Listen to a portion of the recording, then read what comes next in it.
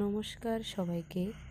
আজকে আমি রান্না করলাম সবার খুব পছন্দের একটি রান্না, কচুর শাক। সম্পূর্ণ নিরামিষভাবে আমি কচুর শাকটি রান্না করলাম। সম্পূর্ণ ভিডিওটি দেখবেন। আমার ভিডিওটি যদি ভালো লাগে একটি লাইক, কমেন্ট, শেয়ার করে দেবেন।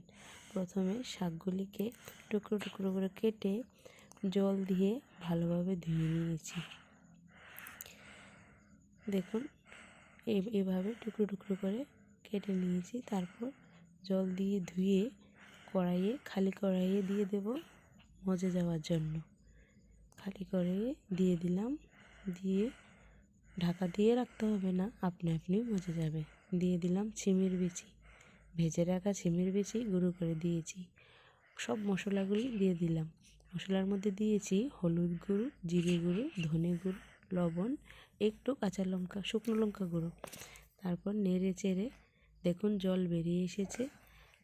দেখুন মজে একদম অল্প হয়ে গেছে।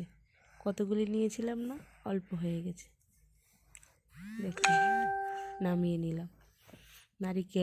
একটি নারিকেল কুড়িয়ে লাল লাল করে ভেজে নিয়েছি। নারকেল কুড়ো দিলে আলাদা একটা স্বাদ চলে আসে কচুর শাকের মধ্যে। দেখুন লাল লাল করে ভেজে নামিয়ে নিয়েছি। তারপর ওই তেলেই শুকনো লঙ্কা, তেজপাতা, কালো জিরে ফোড়ন দিয়ে সম্পূর্ণ শাকটা দিয়ে দিলাম। নেড়ে চেড়ে ভালোভাবে টানিয়ে নিতে হবে। সামান্য চিনি দিয়ে দিলাম। চিনিটা নাও দিতে পারেন, চিনি দিলে একটা আলাদা স্বাদ আসে আর কি। সম্পূর্ণ নাড়িয়ে চেড়ে নামিয়ে নিলেই রেডি কচুর শাক।